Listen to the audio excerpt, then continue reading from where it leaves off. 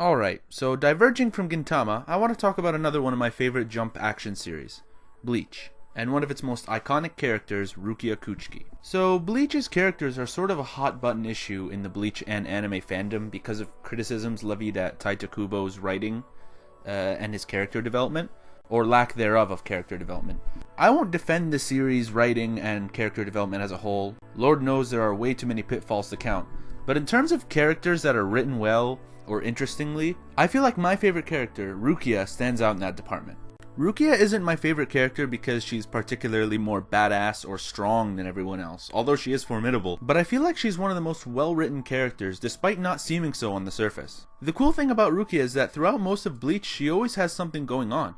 Even if it's not at the forefront of the arc in question, there's always something to do with Rukia's development as a person and as a Soul Reaper in most arcs that makes her shine either amongst or above the rest. Little disclaimer, but I will talk about Rukia's contributions to the narrative past where the anime ended. So the final arc, the Blood War arc, which hasn't been animated, will be included, and it's actually very important. So I'll start by saying I won't even try and tackle the topic of her strength or her usefulness, because her being useless or devoid of ability, that's a common criticism, but it's just not true. But to understand Rukia, we need to start at the beginning.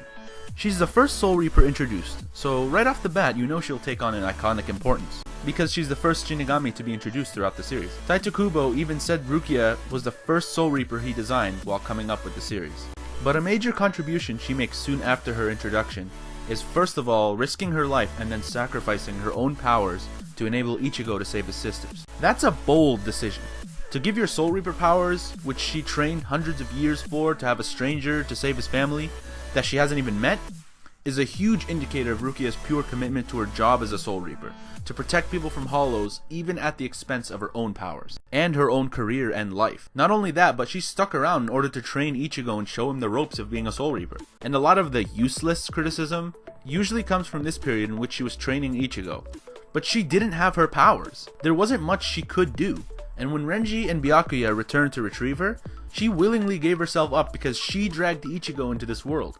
It wasn't Ichigo's choice to see spirits or encounter Rukia, it just happened. And Rukia made a drastic decision to save him and his family.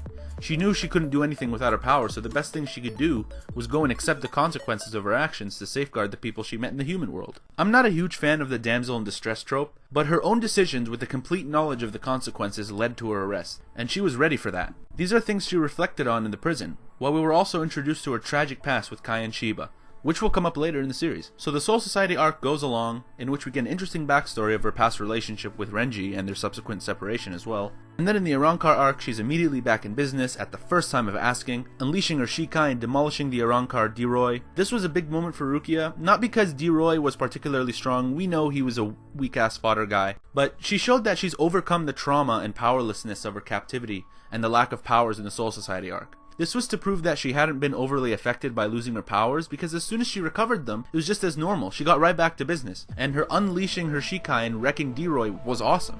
Then there's the issue of the moments immediately after beating D-Roy. Grimmjow jumped in and impaled Rukia in a surprise attack, incapacitating her for the rest of the encounter with Grimmjow. However, it's important to note that Ichigo got his ass beat by Grimmjow too.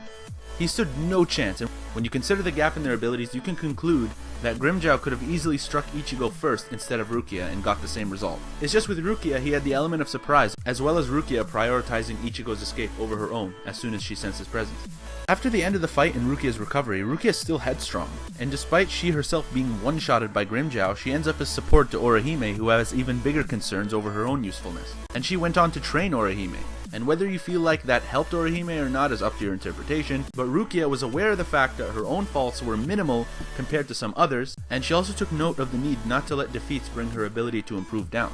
Instead of lamenting her weaknesses, she took the mentality of taking advantage of the power you have to constantly improve on it.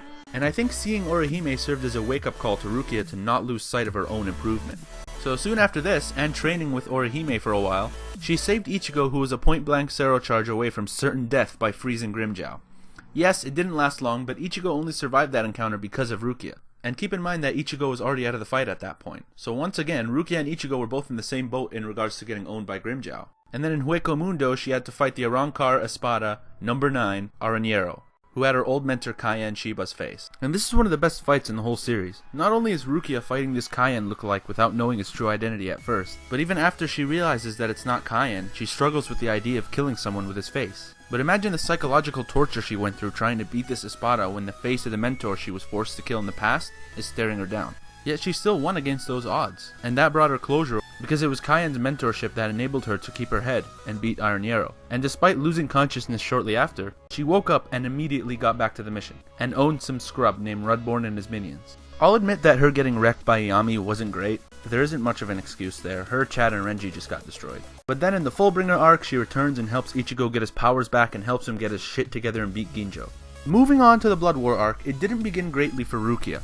But after she recovers, instead of lamenting defeat, she agrees to go and train with the Zero Squad, which is essentially the most powerful order of Soul Reapers who answer directly to the Soul King, and she manages to get significantly stronger in the process. When she returns to the fighting, she teams up with Byakuya to take on Sternritter Asnot, and during this battle, Byakuya entrusts the fight to Rukia, which means he acknowledged her newfound strength and her determination. This is a huge moment because Byakuya up to this point had been very critical of her and her closest friends, and it's safe to assume Byakuya never saw Rukia as an equal on the battlefield until this moment, when he realized she can handle it herself. Some tend to forget that compared to the other major Soul Reapers, Rukia is a relatively new Soul Reaper, so this is a major personal triumph for her, who had just been recognized not only by her brother, but by a veteran Shinigami who was amongst the most well-regarded in the Soul Society. In a way, she had been learning to be a Soul Reaper throughout the previous arcs just as much as Ichigo had, and with that acknowledgement and the mastering of her Bankai, she got her moment. After this, she doesn't do anything particularly significant, but she fights alongside Renji for the remainder of the arc,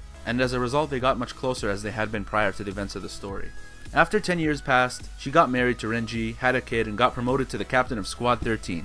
And yes, the end of the Blood War arc was very underwhelming, the 10-year time skip was very sudden, but if the series ending got anything right, it's Rukia's promotion. If you consider all the shit that she went through and overcame, every time she's faced adversity, she faced it head on, sacrificing her powers and being arrested, almost being executed, then staying with the Shinigami and fighting alongside them.